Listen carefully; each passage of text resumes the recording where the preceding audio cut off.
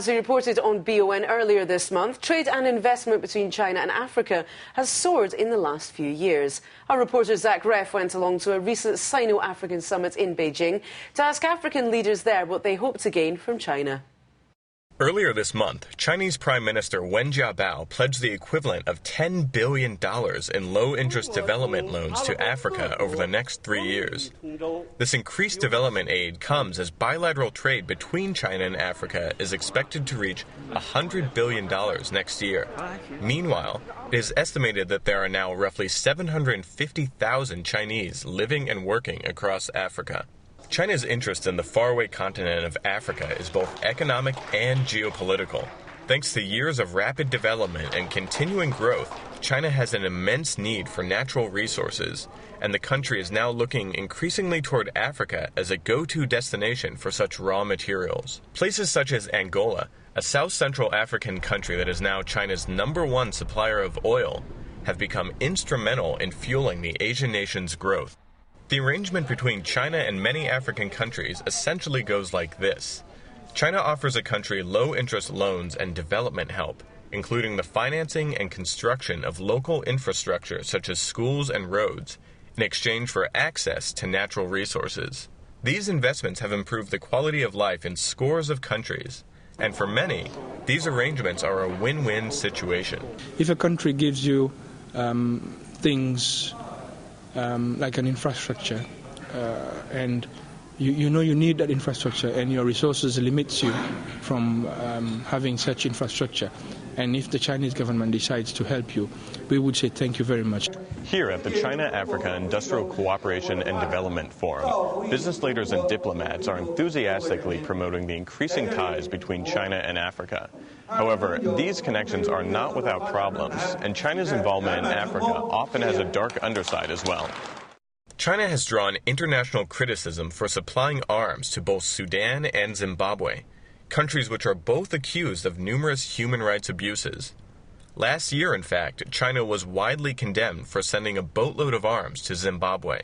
Unlike many Western nations, China supplies development aid to Africa without making political or rights-based demands. China is this policy of not interferences in political affairs.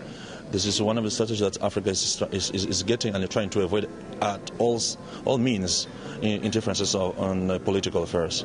This hands-off tactic has disturbed human rights activists who accuse China of turning a blind eye to abuses so that it can maintain a steady supply of resources. Yet, just because China doesn't make political demands, this doesn't mean that its African partners are without complaints.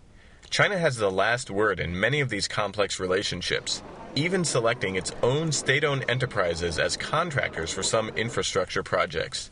And trade between China and many African nations is lopsided. The balance of trade itself is not good for us because more goods are coming into Ghana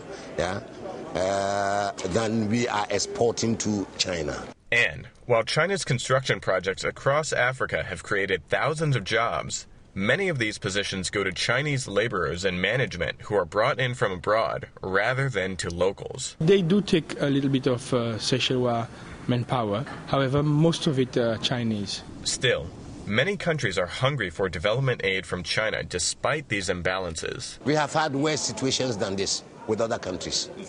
So why not? And while the relationships between China and its African partners aren't perfect, according to Mr. Amaral at least, they are mutually beneficial. Different countries, different behaviors, different interestings. And I can assure you that there is not best friend, but there is best interests. Best interests make good friends. Zach Reff, BON. Zach Reff there with more on this blossoming relationship, we should call it, between China and Africa. One which has been gaining slowly but surely in steam and it's incredible now. Since 2001, total trade has grown tenfold, and last year it stood an incredible $107 billion. That's right. One of the more recent reasons why China is looking to get into Africa is it has these huge foreign reserves, a lot of it invested in US currency, and with the dollar weakening, it's looking for an alternative investment. Of course, it brings a lot of benefits to the African countries through infrastructure, through the buildings of roads and bridges, and of course China gets plenty in return. Now, China has faced some criticism from some quarters for investing in countries, I should say. For example, in Guinea, a little-known Chinese company invested $7 billion in a mining company there. And in September, the Guinea army opened fire on demonstrators, killing 150 people. China facing some criticism for their investment in the country, but of course it should be said that there are plenty of major Western companies also operating in African countries with equally oppressive governments. That's absolutely true, and indeed that's how the Chinese government are responding to that. Premier Wen Jiabao there insisting that Chinese oil companies are taking a fraction of the resources that their American counterparts are taking. And this is reflected in the way the Chinese people are responding to these criticisms. The Chinese Global Times newspaper writing that the West is envious of China and Africa drawing close, and quoted one expert as saying that Europeans view Africa as their own backyard. So there is very much a sense that China's entitled to a slice of the pie as well. That's right. Do stay with us. BON News continues with Straight from the Street next.